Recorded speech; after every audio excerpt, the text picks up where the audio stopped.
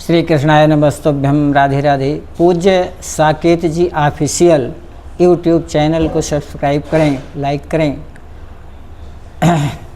भगवान कहाँ मिलता है, चलिए इस पर विचार करते हैं।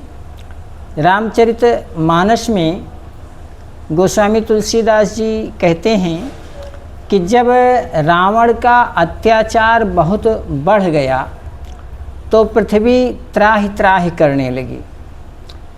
पृथ्वी ने गौ का रूप धारण करके और विलाप करती हुई वह ब्रह्मा जी के पास पहुंचती है।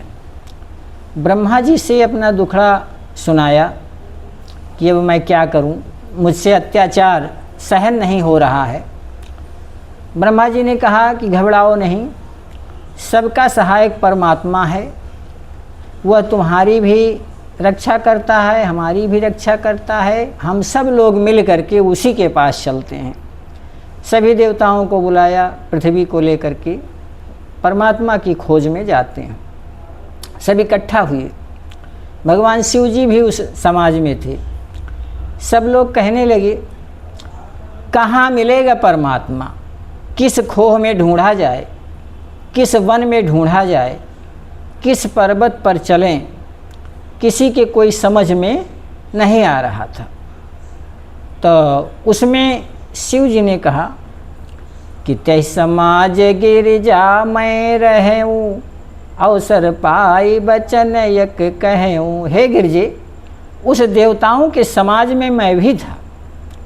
तो मैंने कहा कि हरि व्यापक सर्वत्र समाना, प्रेम ते प्रगट हो ही मैं जाना।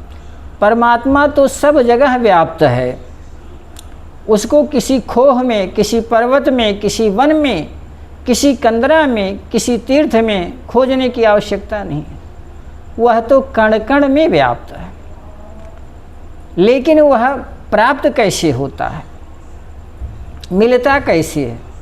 प्रेम से। प्रेम ते प्रगट हो ही मैं जाना। और उसका स्वरूप जो है हम देख नहीं सकते हैं, वो अनुभव गम्य है।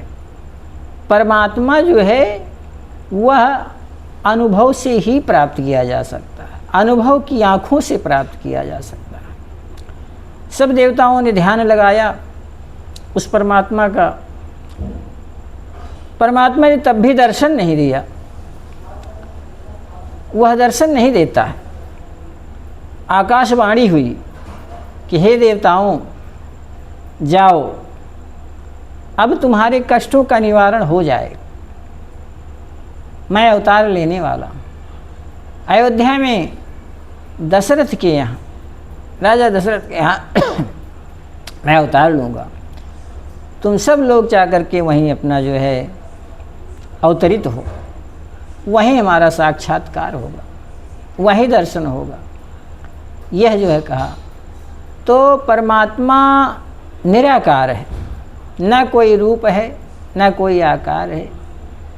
उसका हम जो है केवल अनुभव कर सकते हैं। वह साकार बनता है तब दर्शन देता है। राम के रूप में, कृष्ण के रूप में, किसी पक्षी के रूप में, किसी पशु के रूप में, किसी भी रूप में वह पृथ्वी पर अवतरित होता है। कहते हैं, बिनु पग चलई सुनई बिनु काना, कर बिनु करम करई विधि नाना। आनन रहित सकल रस भोगे, बिनु वाणी वक्ता बड़ जोगी। उसका हाथ पैर नहीं दिखाई देगा, कोई स्वरूप नहीं दिखाई देगा, वह निराकार है, लेकिन जानता सब है, करता सब है। और न मुँह है, न आँख है, न कान है, सब कुछ सुनता है, सब कुछ देखता है। वह है परमात्मा।